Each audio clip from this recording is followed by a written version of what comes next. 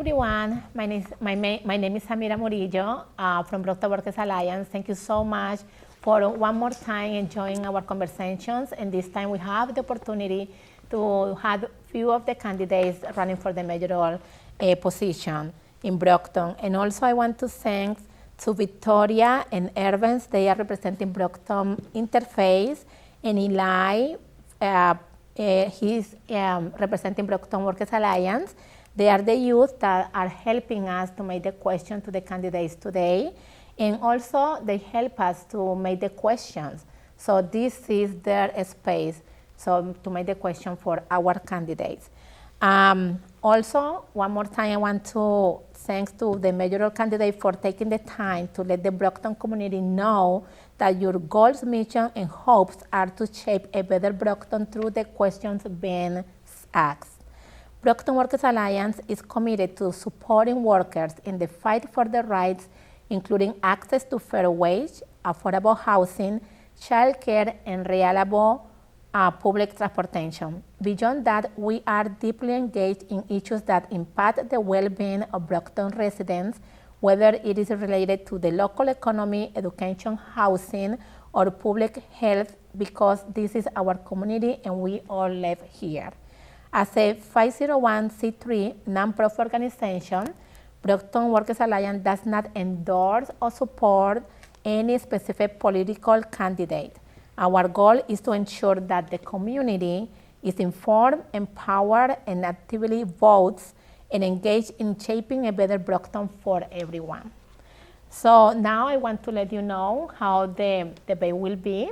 So each of you will have 2 minutes for the opening statements. Also, we have 2 minutes to respond to the question making by the youth. And for example, if you want to go back and forth with the question, each candidate will have 30 seconds of rebuttal. Also, you will have 4 minutes for the closing statement. I want to recognize the presence of the Luz Villar. Thank you for being here. Also, Eugenie Cabanach. Thank you for being here. Yes, thank you. And also we have Karina Montplelas. Thank you so much. Something that I love of this panel today, because you represent exactly what Brockton is, diversity. And I really love that and I appreciate that. Thank you for being here.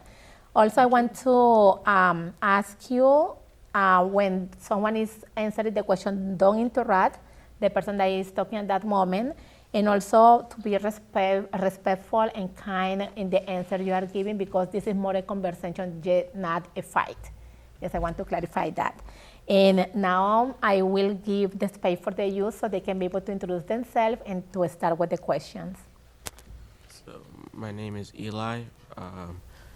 I'm a representative for Brockton Work Alliance. I go to New Heights Charter School, and I'm in the 7th grade. So this question is for Ms. Villar.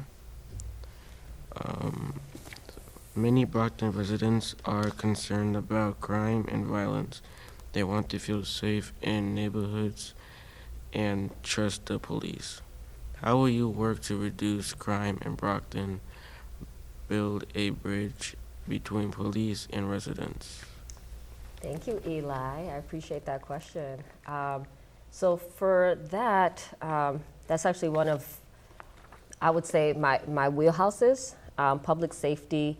I don't think safety is synonymous with law enforcement per se, but rather the presence of the resources that we need to reduce and prevent violence. So the city does a great job at responding to it, but violence prevention, that's not something that is our strongest suit right now. And work I've done before that I want to bring here is crisis intervention and our trauma response work. So I've seen it done in other cities like Boston and across the board in states that I've worked in that have high crime rates.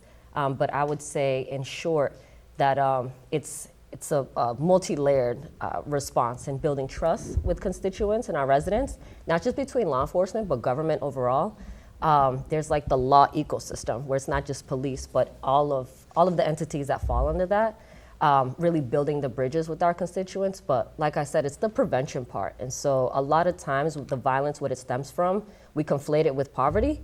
but it's really from the unhealed trauma that we're not taking care of for our people. So we can give people a fancy city, great jobs, but if we're not taking care of the insides, it doesn't stop the nightmares or the things that drive us to do certain things. And so I would say, in short, work on bringing resources that that are conducive to violence prevention, and working on building that trust. And people underestimate the power of relationship and community, and that's why my campaign is so community rooted. So literally talking to people and building that trust. I want folks to know me on a first name basis. Like, I give out my cell phone number and everything, but I want to bring those same systems here, and I've already started to do that too. So. Thank you. First of all, good morning. I'm Irvin Zvolsi. I'm a rising sophomore at Brockton High School and youth soul leader and a member of Brockton's Alliance Promise for Youth. I have a first question for Ms. Kavanagh.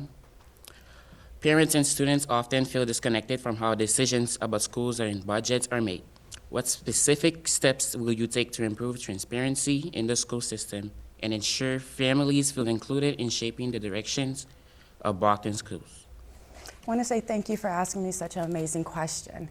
As someone that has fought for education and education funding, which what we know now as the Millionaire's Tax Act, I am definitely dedicated to not only building transparency and letting all, not only just educators and staff, as well as our youth and parents to understand that we do have the opportunity to use this facility here at Brockton Community Access to pour in information on the transparency, whether it's from the education budget that we know now as needs to be addressed, or the crime that's happening inside of our education system, as well as the drugs that's going inside of our education system. When our students and our parents are not identifying that, especially in their languages, that hurts a lot of the youth. In addition to that, we need to make it a transparency within the beginning of the school year through our automated services in their own languages, and send out information via mail in people's cultural languages in order for them to understand that they have the power to speak, and with the access to City Hall, and it's an open door for City Hall. Whether it's via email, they can have their questions answered publicly, or it's on a platform such as this station right here, or having town hall meetings quarterly. Parents have the right to understand that their voices need to be heard rather than the public officials' voices that are being demanded for change. So there's a big difference between those two. Thank you. Thank you. Does any one of you wants to answer that question? I would just add to that, the communication part of it, when I was thinking about that question as well, there is different ways folks like to have information to them. Some people also underestimate the power of snail mail. I know some folks do like the actual handheld paper, but there's also other like technological tools that we can use for that. And so I was thinking about something I've seen used in the trauma system is it's like a text database. So for people that want to enroll in a text message, you're getting it directly to your phone. So just making that information, everything she stated, but accessible. It could be available, but it's not as accessible, so accessible. Thank you. Yes, thank you so much for that. I'd also like to introduce myself. I'm Victoria Florio, rising senior at Brockton High School, youth soul leader and drum major of the marching band at Brockton High. And this next question, I open the floor for everyone to answer. Many young people and residents want more ways to engage with the city, but often feel their voices aren't heard. How would you all use technology like social media, text messaging, and community platforms, not only to share information about city services, but also to foster genuine dialogue and civic participation? Who wants to go first? So I can definitely go first. So when we talk about inclusion, especially when it is our youth, we don't allow our youth to have their voices heard. We continuously silence them and overpower them as adults. So we definitely need to give them their own safe space when it comes down not only to just advocating for themselves, but giving you guys opportunities to sit on boards as well, and creating things, programs and things like that in order for you guys to grow, because we can't continuously tell you how to grow.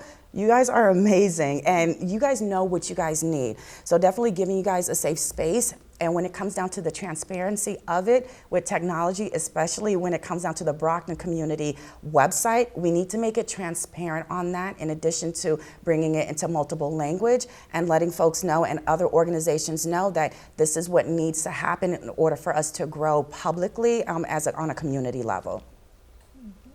I love that. I love this question. And I must say, I was very excited for today's debate. And I have to mention, this is our first youth-led mayoral debate, which is a really big deal. And I know when I met with y'all several weeks ago, I challenged it. And I said, hey, what if we had a youth-led debate? And now it's here in real life. So I love that y'all are doing that. And I really love that because I would love to bring, in addition to social media, technology, and all that great stuff, using that to amplify, our message. What are we doing at City Hall? But what I personally would love to do if elected mayor, I want to create a mentor circle. We'll figure out the specific name for it. What I would love to do is have at least, 5 to 7 young people that I directly would mentor. And I've seen the difference when we take young people and expose them to what, we can tell you how great the future is, and I think you all are amazing. There's also our young people that do not willingly walk into spaces like this and do not sign up for these extra things. And those are also the people I want to make sure we're at the table. And so having young people from different walks of life and creating that mentor, the mayor's mentor circle, I don't know, I might come up with the name here, but I want to have a group of young people that I meet with and mentor myself directly. And every week, even if it's just an hour, that makes a big difference. And in addition to that, I would also love to, I created a youth advisory council when I worked for the last congressperson. And so I want to bring that back and bring that here to Brockton if elected mayor. So I definitely want to create the spaces, use those tools, right, and those platforms to amplify. But I'm also thinking expanding the table for our young people and letting your perspective and your insight shine through. So. Thank you. I will say that for me, I'm sorry, this is the first time I'm speaking, so I didn't get to answer on the first or the second. I don't know if we're going to go back to it.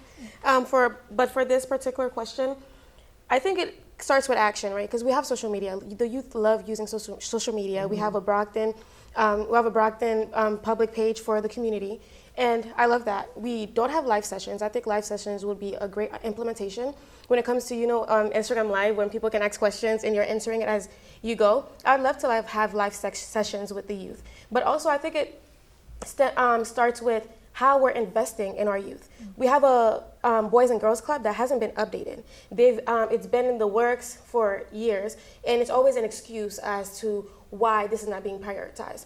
Or we have the YMCA. There is nowhere, I'm so sorry, I don't know if you guys have your own specific place, but I don't see anywhere in Brockton that me as a youth, if I was maybe you guys' age right now, that I would want to go hang out with my friends at, right? I remember even the mall. When I was younger, I'd be over here doing my hair, getting ready to go to the mall. Mom was looking at me like I'm crazy. But you had Macy's, we had Filene's, we had Victoria's Secret. I mean, I was too young for Victoria's Secret at the time. But still, we had all these things, right?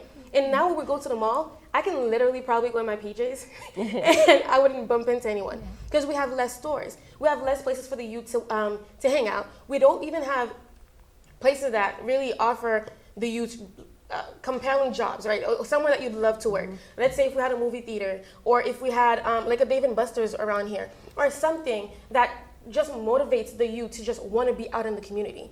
But because we have nothing, I don't want to say nothing, but we don't have enough here in Brockton to cater to the youth, so we have more youths turning to a life of crime or turning to alternatives rather than just, let's say, even coming to the Boys and Girls Club, or even people. I've always when I ran for mayor, back when I was 22, I was scared as hell. But I heard you talking before the interview, and you were like, well, I know I'm nervous, but I just do what I got to do. That was my mindset when I was 22, right? I was nervous, and I was probably talking too much. But hey, I just did it, and I was the only woman running at the time, and the youngest candidate amongst, I think, was it 6 men? And yeah, I was intimidated. But it's about using your voices, because you're going to be nervous. Anything that you want to do in life, you're going to be nervous. But you really it's about all the youths rising up. I can tell some of you guys are nervous, but you're killing it, but you're still here. Yeah. So it's just offering these programs also to help youth, like the mentorship program that you mentioned is amazing. Because the more that you have, the more resources that you have that cater to the youth in the community, the more comfortable that they feel coming out and voicing out their opinions and the changes that they want to see in their community. Thank you so much. Sorry, long-winded. I understand. Thank you. Thank you. So I have another question for you. So many Brockton residents face language barriers that make it difficult to access city programs, services, and meetings. How will you make the city government more accessible to residents who do not speak English as their first language? And what concrete steps will you take to ensure multilingual communication and prioritize in Brockton? Okay, so I think it actually starts with social media, what we addressed in the previous question, because a lot of our social media, it's in English, right? So, and a lot of forms that we're getting the message out to the community, it's either in English or Spanish or sometimes in converting Creole. But if we're being honest, we've expanded. Brockton is filled with Greek, and you have Haitians, and you just so many different languages, right? And even different forms of Creole. You have Converting Creole, Haitian Creole, Portuguese Creole. Like, it's so many different forms of Creole, right? So it's literally just about offering these things in every single language. So if I'm on social media, when I'm flipping to the next slide, the next slide is in Haitian Creole, the next slide is in Converting Creole, and making sure that even in our school systems, right, we have parents that can't communicate, that are afraid of even calling the schools because they don't know if there's going to be someone there that speaks their language. We can have an on-call system. We can have, and it also increases employment, right? If we're having people, or even volunteering, if we're having people be on call, like people with different language backgrounds, be on call to cater to even parents that don't speak that language, and people feel more comfortable knowing that, hey, I'm always going to have someone that speaks my language, because they're just going to call the person on call and transfer me over to that person. I don't even think I'm putting it in the right way, because I probably have to formalize the plan. But it's things like that. It's just making sure all languages are included. And when someone comes out to us and communicates to us that they don't understand this language, it's doing everything in our power, whether it's downloading an app or helping them use Google Translate to be able to communicate with that person without judging them, without looking down on them, and making them feel excluded. And even when we have the council meetings or all these different meetings, on our website we should incorporate, I'm so sorry, I just realized that alarm is actually for us. So it's about incorporating different languages on our websites too. So I'm just going to pass it on. Does anyone want to answer that question? Yes, I just want to add, because English is my second language. Yo hablo español primero, soy caribeña. And how I learned English was my dad dragging me anywhere, and I just started translating. And so and I remember being at the Brockton R&V and being a little translator. I wanted to add to, yes, the bare minimum should be the language translation, but also I think about the daily life of what a non-English speaker is, right? Or what they do and how it flows. And so I've even thought about, I would love to, on weekends, provide constituent community hours. My dream was to really have a campaign office and use that as such. But here we are, making it work with what we have. But I really just think about, what is the day-to-day life like for those people? Most of the time, they're working multiple jobs, taking care of their kids, going back and forth. And so even when I think of language accessibility, not just language, but being present there for them. And I may not speak all the language. I'm learning Portuguese now, so I might have to get y'all to teach me Creole. But I think the language barrier part of it is creating that access translation, but being there for them. It makes a difference when you could talk directly to the person. And I've had people be very skeptical about government. I used to be that person. I was very cynical. I refused to vote at one point in my life. But I talk to those people, and I'm honest about it. And I understand. People are very skeptical, especially the administration and federal level, state level. And so I understand all of those moving pieces too, and have worked in those spaces. So I understand the fears and what people deal with and carry every time. So I just wanted to add that accessibility part as well. Thank you. As the next future mayor, I definitely believe in using this space right here, Brockton Community Access. I've stood in this platform many times with Stand Up Strong, as well as supporting last year, 2 years ago election. One thing that is noticeable is that we do not use this more enough when bringing not only just what's elections all about and certain community issues, but we definitely need to talk about our healthcare issues, bringing in the issues within the education system and other areas inside city government, and teaching the policies of city government, as well as bringing down what federal policies are coming down. This space has more than enough opportunity for us to not only translate it in multiple language, but also have other youths come in here and give their perspective on what's going on in the city as well. We have a beautiful system that is already here. I don't believe we should reinvent the wheel, but more so push what is already here and supporting organizations that are inside the community, bringing all these information, especially when it comes down to immigration and how we're going to be moving forward and creating a tangible plan.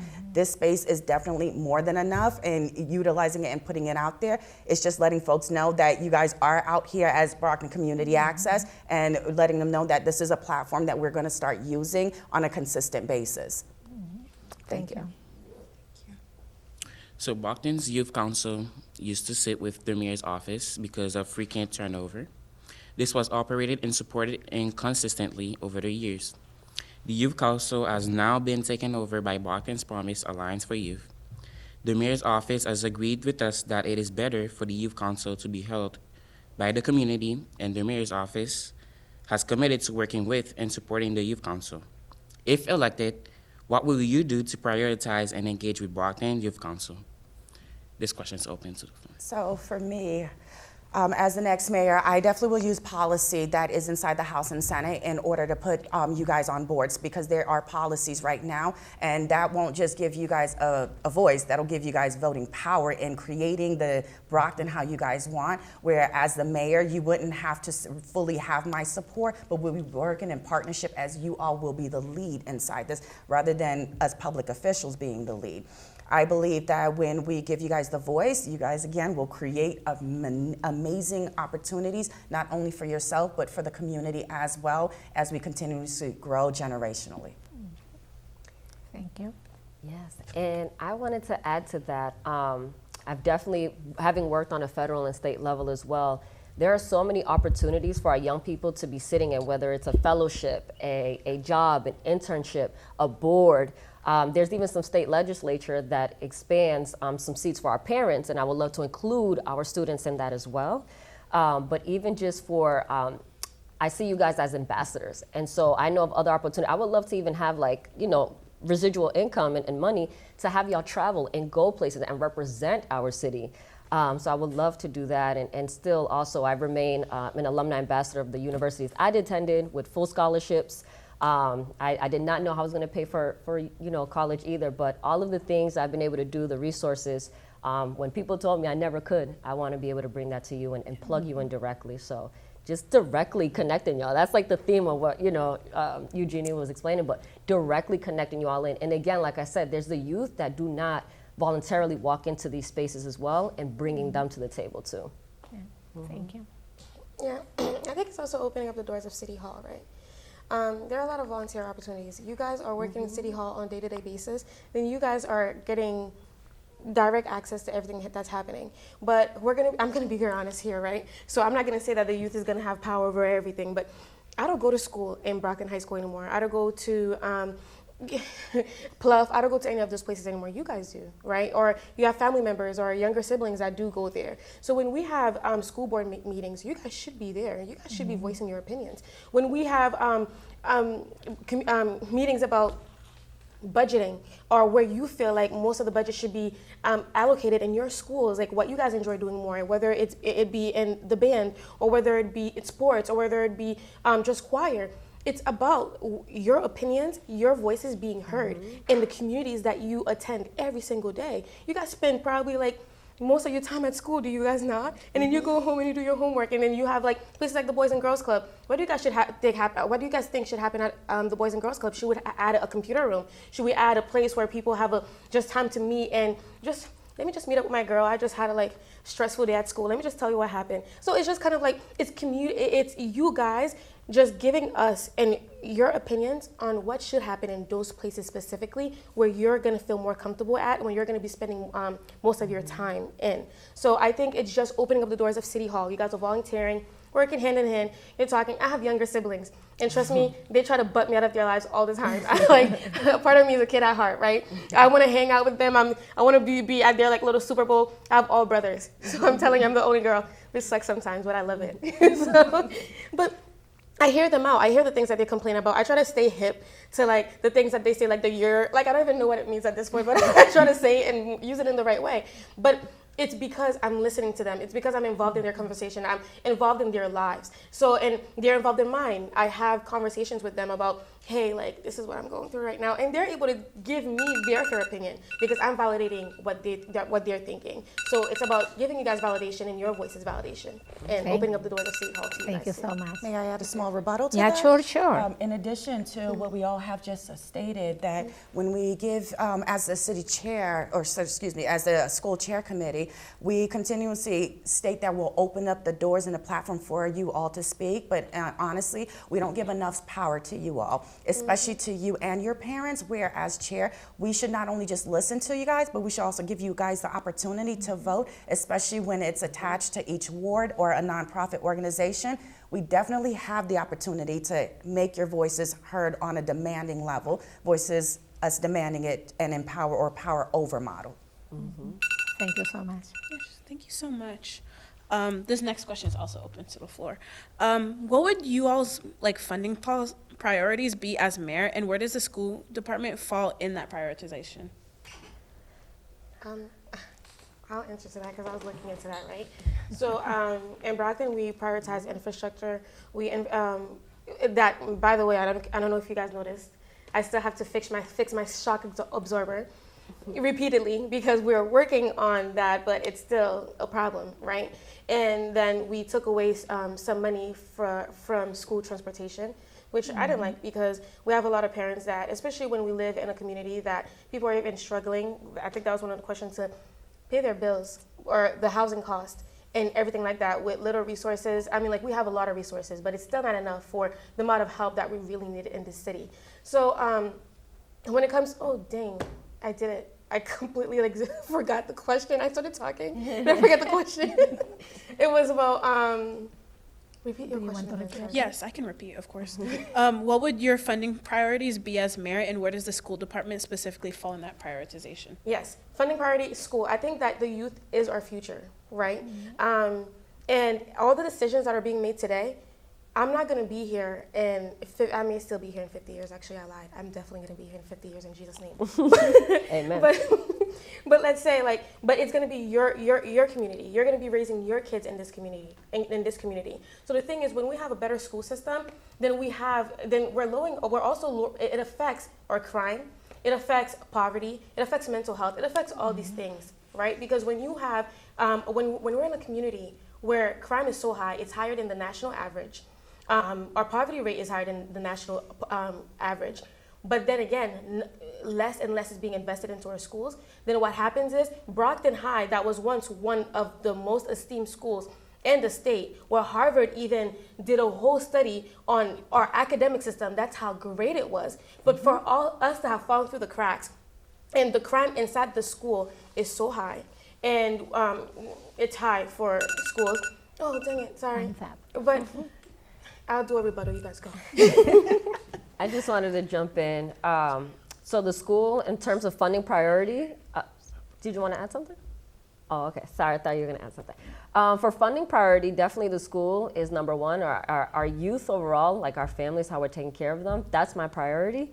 As I mentioned in my opening statement in my first question, we need to take care of the internal workings of the person, which we don't. We love to put a Band-Aid on a wound, and we need to address the real problem. Once we get the root diagnosis right, we get the treatment right. When we get it wrong, the solution of the response may be wrong as well. And so that's something I keep in mind. But our school is number one. So I graduated from Southeastern. I had to go to a trade school because I knew I may not have funds or the opportunity for college, but I ended up creating that for myself.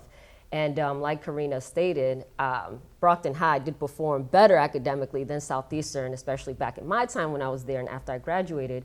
And so I've always gone back, mentored young people, invested, financially made contributions, and also have sat with my teachers and educators to talk about the curriculum. I was a high honor student, and even when I got to college, I was like, I was not ready for college. Like, let's be real, you know? And so I don't want any of our young people to feel that, especially when we know the legacy that Brockton used to have, really just overall. And so my priority in funding is making sure our families are equipped with what they need. I would love to create more jobs for our young people, but also I would love to create more opportunity for our young people to just be young and develop and let our families be able to make enough money where they can sustain themselves. And that financial burden and responsibility is not falling on our young people, right? I want you to go into work because you want to and build those skill sets, not because you have to help your family pay for things and you're parentified really young. So all that to say, the school where it lies is number one. Our public schools just across the board. And I understand the charters and the territory and the workings of all of that. But you know, capital isn't only monetary. So I'm not just thinking like, oh, we're gonna slap some dollars over here. It's like, what people do I know? What social and political capital do I have and I know of to plug in right here and build out more pipelines? Thank you. So for me, that's actually an amazing question as someone that was doing an intern over as a child requiring assistance where our school was referring our students to the courthouse. One thing that I was supportive of is behavioral health, especially when we do not have enough behavioral health services in our education system where we prioritize marijuana shops and alcohol shops. In addition to that, the lack of teachers that are inside the school where it's 2 to 3 classrooms inside the cafeteria for some students where we can have the opportunity to bring in job fairs as well as college fairs and nonprofit organizations supporting you guys as well as the police department in supporting you all about knowing your rights as well as basic first response, how to perform a Narcan, because we do have some students that have parents that are addicted to some kind of substance that need to understand how to use a Narcan for their parents. In addition to that, when we start to invest into those businesses that come into here, we need to be specific in mind that it is basically for our youth in addition to that, and just what me and you were talking about into what your career is going to be into biotechnology that will bring Boston, or should I say Brockton, into really develop economically. In addition, we need to start looking at not only that, how do we support our community so we can support you all so it can come back in turn, not only just financial literacy into the long-term and disability, because that's something that we need to provide for you all, or you need to provide for yourself in the future, but as well as getting some green spaces updated for you all in order to just be who you guys want to be in a safe space on a social level. In addition to that, we can definitely start to invest into grandparenting programs and internship programs where teachers we don't have enough money to do that, or we have very limited amount of money, but that's something all that can benefit our education system and navigate you all into a mentoring ship as well. Can I just add to that really quickly? I do want to give a shout out to the Youth Soul Group. I've met with some of their peer leaders not too long ago, and they talked about directly asking us and would want our next mayor to really focus on a trauma response team and system within Brockton High. And I have to say, Principal McCaskill, he comes from Boston. He's very familiar with the trauma work we've talked about. So that's a real reality I can see coming to fruition. I wanted to shout out Youth Soul for how intentional they're thinking about this and everybody. So thank you. Thank you. I did want to add too, because I was clocking, I think it's like this or like this. I was clocking everything that you were saying regarding the weed. We're investing into dispensaries and allowing them to be at a certain distance away from our schools, which I actually don't agree with, because I don't want my future kids to be able to walk to the weed shop right after school, right? So, and I think what we're also not doing is prioritizing mental health in high school, right? Because a lot of the things that are happening right now, sometimes that initial breakdowns happens during the stressors of high school. And we don't have enough counselors, we don't have enough mental health specialists in schools to help those kids going through it, right? So when a student starts falling through the cracks, or they're having like a month, and we're not analyzing what's going on in the household. We act like we care. We ask the basic questions, but we're not really truly analyzing what's going on in that student's household to make them act a certain way or to make them act out. And instead of putting resources in place to tutor them and help them out, what we're doing is we're just brushing everything under the rug and we're saying that we did everything that we were supposed to do according to our jobs. And that's not what we're trying to do here. I think putting more money into helping kids with going through mental health issues, and that's not just with developmental issues, but actually mental health, schizophrenia, all those different things. Sorry. Thank you so much. May I rebuttal? Yeah, sure. In addition, to add to that, just like you all was saying, is that when we talk about our special education plan and our individual education plan, that we don't have enough access to bring it here. That's in Brockton. Parents have to travel about 2 hours in order to get the resources. In addition to that, it is not language inclusive. In addition to that, parents are not having the opportunity to understand how to fight for it and maintain it. We have too many times where it's not supported or not identified inside of our education system. And when we talk about IEP, at times it is the behavioral health aspect that the child's in crisis that is needed. Thank you. Thank you. So we need orgs like C-Plan. Shameless plug. Yes, yes, yes, yes, yes. They're amazing. That's all the questions we have. So that's all the question we have for today. Thank you so much. And now you have 4 minutes, each of you, to do the closing statement, please. Who wants to start? I could definitely start first.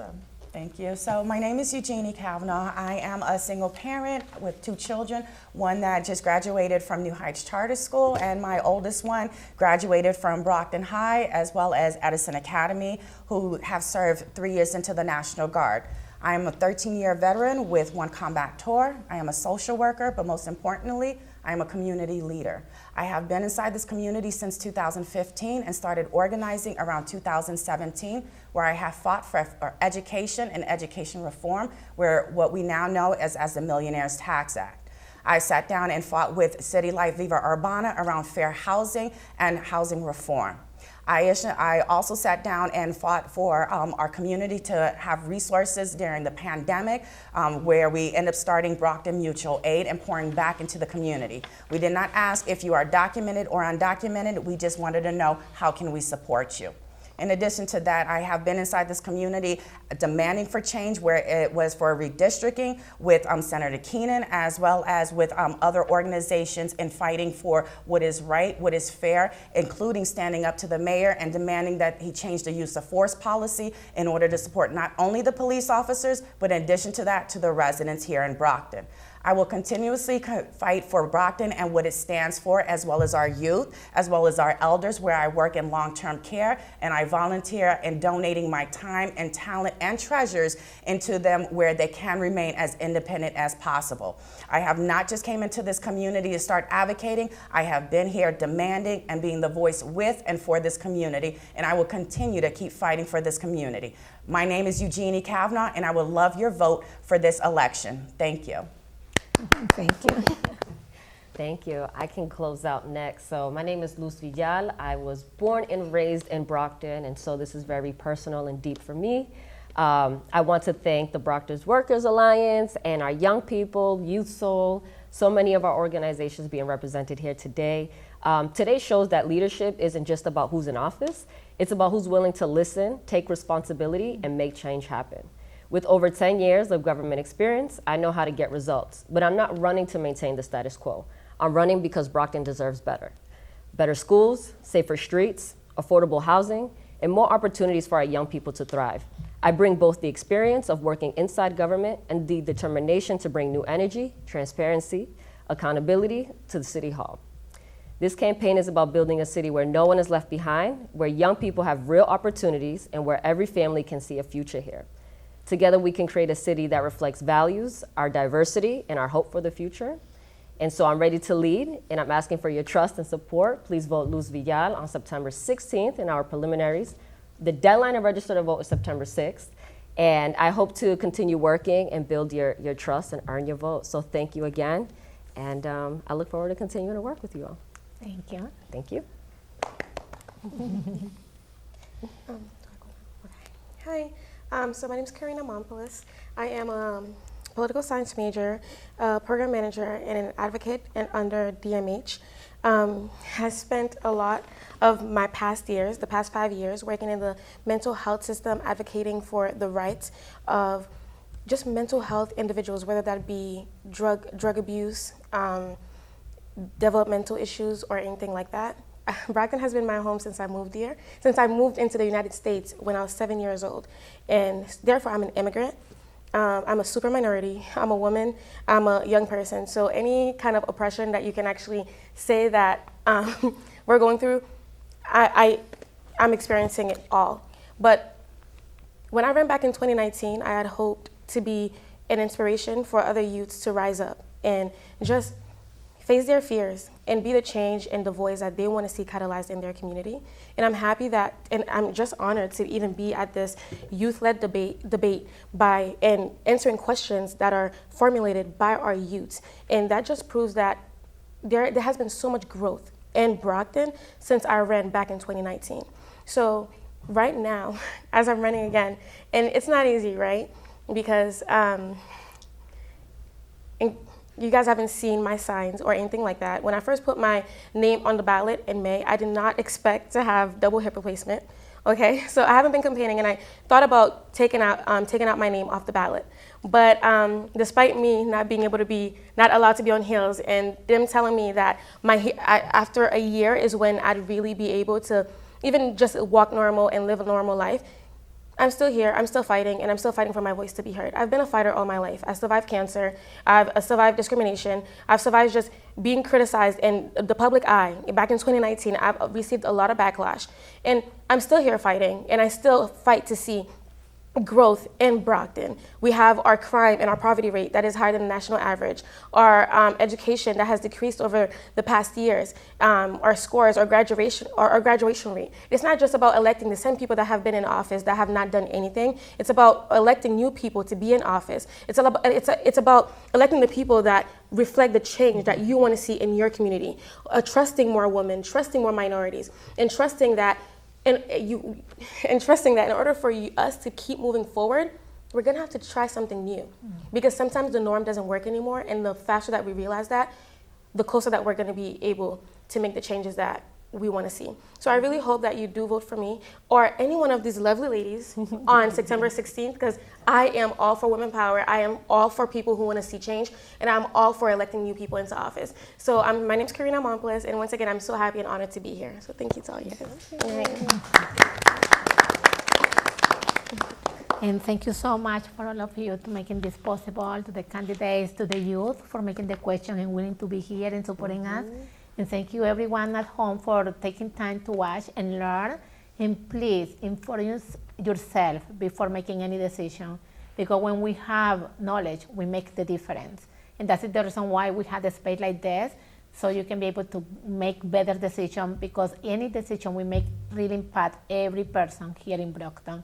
Remember, I am your host, Samira Murillo. It's very nice to have this space for everyone, and see you next time.